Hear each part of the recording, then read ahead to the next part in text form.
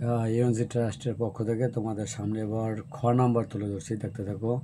খ নাম্বার উদ্দীপকে যা ছিল দেওয়া আছে সেগুলো নিয়েছি।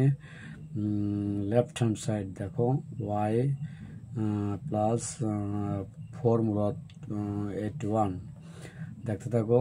এখানে ওয়াই ঠিক থাকলো, প্লাস 3 পর যদি 4 করি তাহলে 81 ঠিক থাকে। আর এখানে হচ্ছে এখানে মূলত যা থাকবে ওর হোল 1/, তত হবে, তাহলে এই অনুসারে কি 1/4 হলো।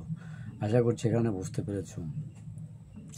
এরপর দেখতে থাকো ওয়াইয়ের মান এখানে কিন্তু বসিয়ে দেওয়া হয়েছে, এই ওয়াইয়ের মান বসিয়ে দেওয়া হলো, আর 4 কেটে 3 থাকে।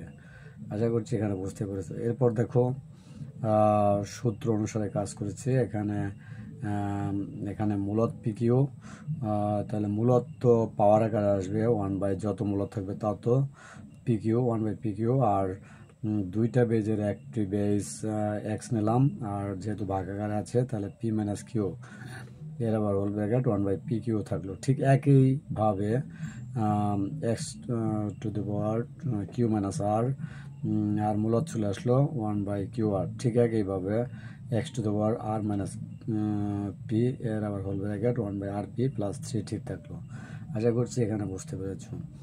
এখন এটা কি গুণ আকারে চলে গেছে, ওয়ানের সাথে গুণ আকারে উপরে চলে গেল, আর নিচে যা ছিল তাই পি কিউ। ঠিক একই গুণ একইভাবে q minus r divided by q r গুণ এক্স টু দ্য পাওয়ার একইভাবে আর মাইনাস পি, এখানে divided by r p plus 3 থাকলো। আশা করছি এখানে বুঝতে পেরেছো। এরপর দেখতে থাকো।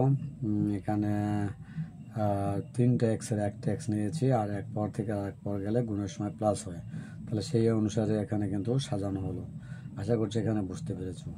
এখন দেখো এখানে পি কিউ আর হচ্ছে লসাগু, আর লসাগু নিয়ম অনুসারে দেখো পি কিউ কেটে যায়, আর দিয়ে পি মাইনাস কিউকে গুণ বোঝায়, প্লাস আবার এখানে কিউ আর কেটে যায়, থাকে পি পি, এবার পি মাইনাস আর কে গুণ বোঝায়, প্লাস এখানে আর পি কেটে যায়, কিউ থাকে কিউ আর আর মাইনাস পি কে গুণ বোঝায়, সে এই আকারে সাজানো হলো। এখন কি করছি, বাকি অংশ দেখতে থাকো। এর ব্র্যাকেট ভেঙে দেওয়া হলো, যার ফলে এভাবে চলে আসছে। এখন দেখো এগুলো কেটে যেয়ে 0/PQ আর থাকে, তাই এটা দিয়ে ভাগ দিলে কি থাকে, x to the power 0 plus 3 থাকলো। এখন এক্স টু দি পাওয়ার 0 মানে কি 1 প্লাস 3, তাহলে এটা যোগ করলে কি হয় 4। আশা করছি এখানে বুঝতে পারছো। অতএব লেফট হ্যান্ড সাইড সমান রাইট হ্যান্ড সাইড প্রুভড হলো। আশা করছি যে যেখান থেকে দেখছো অঙ্কটি তোমাদের সামনে আমার কথা মনোযোগ সহকারে শুনবে, তাহলে তোমাদের কাছে ইজি হয়ে যাবে। আশা করছি তোমরা খ নম্বরের অঙ্ক বুঝতে পারবে।